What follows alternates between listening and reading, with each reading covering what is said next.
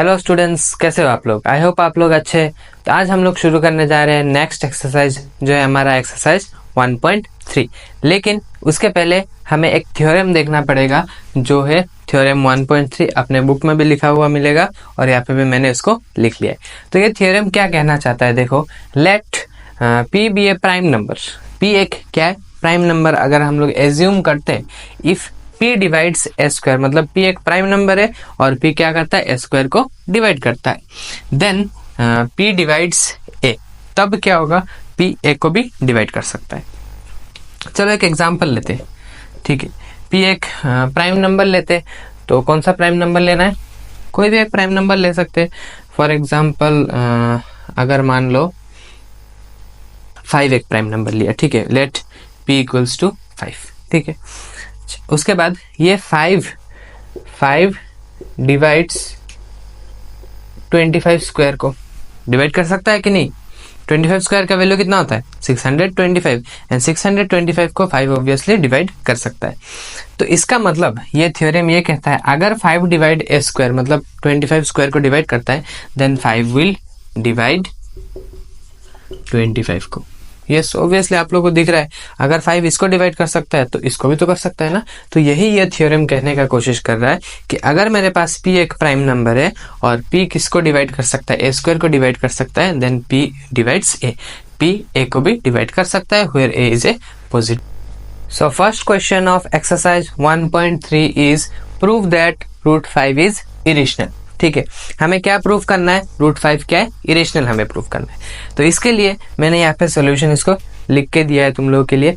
लेकिन इसके पहले मैं कुछ बताना चाहता हूँ, हमें क्या प्रूफ करना है, √5 इज इरेशनल। हमें ऑलरेडी पता है रूट के अंदर 5 अगर होता है तो दैट इज इरेशनल। बट इसको प्रूफ करने के लिए हम लोग एक टेक्निक यूज करेंगे। उसमें क्या करेंगे, पहले √5 को क्या एज्यूम करेंगे, रैशनल एज्यूम करेंगे, ठीक है।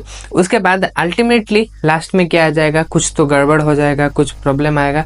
फिर बाद में हम लोग कहेंगे जो हम लोगों ने एज्यूम किया था ना कि √5 इज रैशनल, तो वो गलत है, इसलिए √5 क्या है, इरेशनल। ऐसा एक टेक्निक फॉलो करेंगे और इस चीज को प्रूफ करेंगे, ठीक है। सो शुरू करते हैं। जैसे मैंने कहा अभी कि एक टेक्निक फॉलो करेंगे, उसमें पहले एज्यूम करेंगे √5 क्या है, रैशनल। सो इफ पॉसिबल, मतलब अगर पॉसिबल है, लेट √5 इज रैशनल। तो मैंने एज्यूम किया √5 को क्या, रैशनल। अगर रैशनल हुआ then we can find integers R and S। हमें पता है रैशनल अगर होता है तो वी कैन फाइंड इंटीजर्स, मतलब वो P/Q फॉर्म में लिखा जा सकता है। यहाँ पे P और Q नहीं लिया, यहाँ पे R एंड S लिया, S not equals to 0 such that √5 equals to R/S, ठीक है। वो लिख सकते हैं, रैशनल नंबर है। उसके बाद suppose R and S have a common factor other than 1। तो R एंड S के पास कुछ कॉमन फैक्टर से other than 1, then we divide by the common factor to get √5 equals to P/Q। चलो ये जो लाइन लिखा है इसको चलो थोड़ा समझते हैं। ये जो ब्लैक कलर से मैं लिख रहा हूँ, this is not a part of a solution. तो मान लेते हैं ये 25/15, तो ये भी तो P/Q फॉर्म है, लेकिन इन दोनों के बीच में कॉमन फैक्टर है ना। कॉमन फैक्टर क्या है, 5 है। तो फिर 5 से अगर मैं इसको डिवाइड करता हूँ 5 टाइम्स, 5 3 टाइम्स, तो this will be your this one. Simplest form में ये जो फ्रैक्शन है ये आ गया। तो वैसे ही यहाँ पे हम लोग के पास है R/S। तो मैंने यहाँ पे लिखा suppose R and S have a common factor other than 1। तो R एंड S के पास कॉमन फैक्टर अदर देन 1 हो सकता है। अगर होगा then we divide by the common factor. यहाँ पे मैंने 5 से डिवाइड किया है ना, तो कॉमन फैक्टर से डिवाइड किया है to get √5 equals to P/Q, where P and Q are coprime. यहाँ पे ये ध्यान रखना है, P एंड Q को हम लोगों ने क्या लिया है, को-प्राइम। को-प्राइम का मतलब क्या है, कोई कॉमन फैक्टर नहीं है, सिर्फ 1 है। उसके बाद नेक्स्ट स्टेप में देखो, ये जो Q डिनोमिनेटर में, इसको अगर साइड चेंज करते हैं तो यहाँ पे न्यूमरेटर में Q इंटू √5 आता है। उसके बाद मैंने क्या किया, स्क्वायरिंग बोथ साइड्स मैंने स्क्वायर किया। तो Q का स्क्वायर Q स्क्वायर, √5 का स्क्वायर 5 एंड P का स्क्वायर कितना हो गया, P स्क्वायर। इसको मैंने इक्वेशन नंबर 1 दे दिया। अब थोड़ी देर पहले हम लोगों ने एक थ्योरम देखा था, उसमें क्या लिखा था, 5 डिवाइड्स P स्क्वायर। ऐसा कुछ हम लोगों के पास भी मिला था कि 5 divide A square then 5 divides A। तो यहाँ पे से देखो 5 into Q square equal to P square. इसका मतलब क्या है, 5 is a multiple of P square ना, और अगर मल्टीपल होता है तो 5 क्या कर सकता है, P स्क्वायर को डिवाइड कर सकता है। तो इस लाइन से मैं दैट इज लिख रहा हूँ 5 डिवाइड्स P स्क्वायर, और इसको इम्प्लाइज देके मैं वो थ्योरम यूज कर रहा हूँ। थ्योरम क्या कहता है कि अगर 5 P स्क्वायर को डिवाइड करता है तो 5 किसको डिवाइड कर सकता है, p को भी डिवाइड कर सकते हैं। अगर मान लो p को 5 डिवाइड कर सकता है then obviously this one 5 is a multiple of p, तो p equals to 5 into C, क्योंकि मल्टीपल मतलब 5 के साथ कुछ और एक नंबर आएगा, मल्टीप्लाई करेंगे और p मिलेगा, तो वो नंबर क्या है c for some integer c, हमें पता नहीं वो क्या। फिर मैंने क्या किया, ये जो 5 p इक्वल्स टू 5c है ना, इसको मैंने इक्वेशन नंबर 1 में पुट किया। Putting p equals to 5c in equation number 1, इस जगह पे 5c को पुट किया। तो 5c को पुट करने के बाद क्या हो जाएगा, ये p स्क्वायर था तो 5 स्क्वायर कितना हो गया 25 एंड c स्क्वायर क्या हो गया c स्क्वायर। अब देखो ये वाला 5 और इस 25 को 5 टाइम्स कैंसिल कर दिया, तो q square equal to 5c square. तो अगर q square equal to 5c square होता है, इसका मतलब क्या है 5 is a factor of q, और अगर 5 is a factor of q है then 5 divides q square. Okay 5 divides q square, और मैंने फिर से थ्योरम यूज किया कि 5 डिवाइड्स q, 5 q को भी डिवाइड कर सकते हैं। यहाँ पे देखो 5 p को भी डिवाइड कर सकता है एंड 5 q को भी डिवाइड कर सकता है, ठीक है। तो 5 अगर p एंड q को दोनों को डिवाइड कर सकता है, इसका मतलब क्या है 5 is a common factor of p and q। तो हम लोगों ने लिखा therefore p and q have at least 5 as a common factor, p and q के पास 5 एक कॉमन फैक्टर है। But this contradicts the fact that p and q are coprime.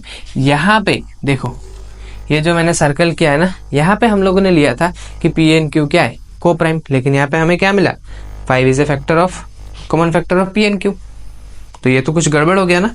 तो हम लोग अभी सरेंडर कर लेते हैं कि this contradiction has arisen due to our incorrect assumption that root 2 is rational. तो ये रॉन्ग अजम्पशन या फिर रॉन्ग आंसर क्यों आया, बिकॉज हम लोगों ने गलत एजम्पशन दिया था। उसके बाद so we conclude that root 2 is irrational. उसके बाद हम लोग कंक्लूजन ये करते हैं कि रूट 2 क्या हो गया इरेशनल। ठीक है, आप लोग इसको अच्छे से कॉपी कर लीजिए, और कुछ भी अगर समझ नहीं आता तो कमेंट सेक्शन में जरूर बताना। So our next question is question number 2. Prove that 3 plus 2 root 5 is irrational.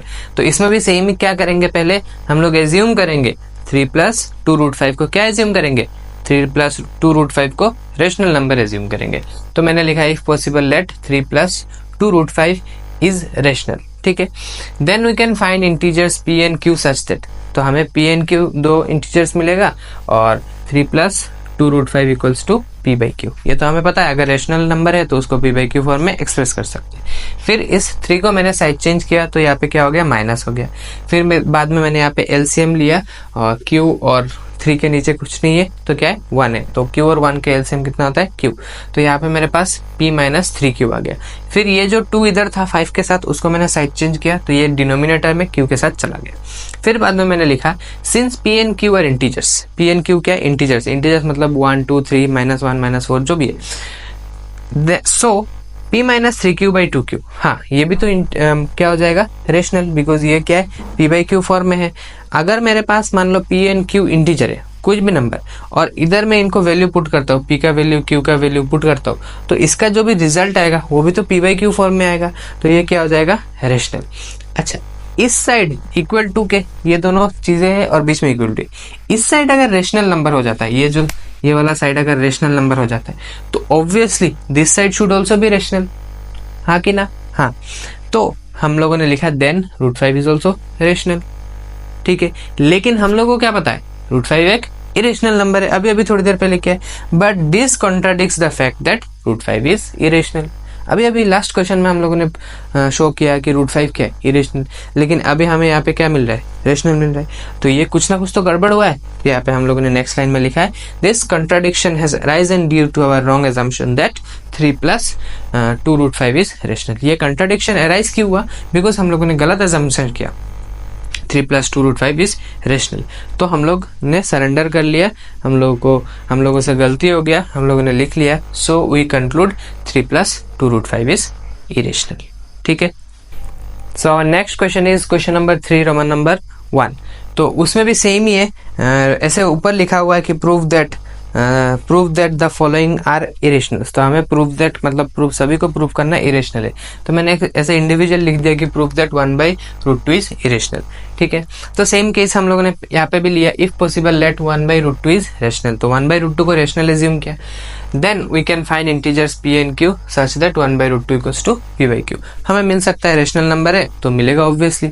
उसके बाद 1/√2 तो p बाई क्यू है, मैंने इसको रेसिप्रोकल कर दिया, तो ये √2 हो गया और ये क्या हो गया q बाई अच्छा, उसके बाद यहाँ पे हमारे पास है since P and Q R integers, P and Q क्या है, इंटीजर्स है, सो क्यू बाई पी क्या हो जाएगा, रेशनल। ऑब्वियसली ये तो फ्रैक्शन के फॉर्मेट में है, तो ये क्या हो जाएगा, rational.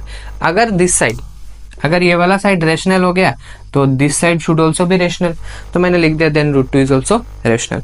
But this contradicts the fact that root two is irrational. हमें तो पता है रूट टू क्या है, इरेशनल है। This contradiction has arisen due to our wrong assumption that 1 by root 2 is rational.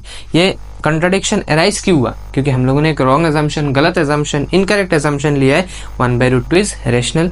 तो हम लोगों से गलती हो गया, हम लोग इसको क्या कर देंगे, फिर से ठीक करके लिख देंगे। So we conclude 1 by root 2 is irrational। ठीक है, तो आप लोगों के लिए एक होमवर्क रहेगा, अपने कॉपी में कीजिएगा, वीडियो को पॉज करके पहले वो कंप्लीट कीजिएगा। प्रूव दैट, पीटी मतलब prove that root two is irrational. ठीक है, ये आप लोग होमवर्क कर लेना। So our next question is question number 3, Roman number 2, prove that 7 root 5 is irrational। तो यहाँ पे फिर से हम लोगों ने assume किया if possible let 7 root 5 is rational, then we can find integers p and q such that 7 root 5 equals to p by q। फिर बाद में ये जो 7 इधर था, इसको मैंने डिनोमिनेटर में लेके चला गया, तो क्या हो गया, p by 7q। Since p and q are integers, p and q क्या है, इंटीजर्स है, सो p by 7q, p by जो 7q है वो क्या हो जाएगा, रेशनल नंबर। अगर दिस साइड रेशनल नंबर हो गया, so this side should also be rational number, तो मैंने लिख दिया then root 5 is also rational। but this contradicts the fact that root 5 is irrational। हमें तो पता है root 5 क्या है, एक irrational number है। this contradiction has arisen due to our wrong assumption that 7 root 5 is rational। ये contradiction arise क्यों हुआ, because हम लोगों ने एक wrong assumption, incorrect assumption ली है 7 root 5 is rational, so we conclude 7 root 5 is irrational। So our next question is question number 3, Roman number 3, prove that 6 plus root 2 is irrational। तो फिर से हम लोग सेम प्रोसेस रिपीट करेंगे। if possible let 6 plus root 2 is rational, then we can find integers p and q such that 6 plus root 2 equals to p by q। तो अगर ये rational number है तो हमारे पास p by q फॉर्म में वो लिख सकते हैं।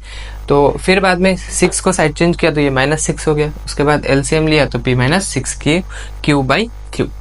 Since P and Q are integer, अगर पी एन क्यू इंटीजर है, सो p minus 6q by q ये क्या हो जाएगा, ये भी इंटीजर हो जाएगा, and this will be rational, because ये तो फ्रैक्शन फॉर्मेट में हम लोग लिख पा रहे, तो ये रेशनल। अगर this side rational then this side should also be rational, तो हम लोग यहाँ पे लिखा है then root 2 is rational, also rational, but this contradicts the fact that root 2 is irrational। हमें तो पता है root 2 क्या है, irrational number है। This contradiction has arisen due to our wrong assumption that 6 plus root 2 is rational। और ये contradiction arise क्यों हुआ, because हम लोगों ने एक wrong assumption ले लिया 6 plus root 2 is rational, so we conclude that 6 plus root 2 is irrational। ठीक है, आई होप आप लोग को आज का क्लास जो है वो समझ में आया। अगर कोई भी डाउट है तो आप लोग कमेंट सेक्शन में ज़रूर बता सकते हैं।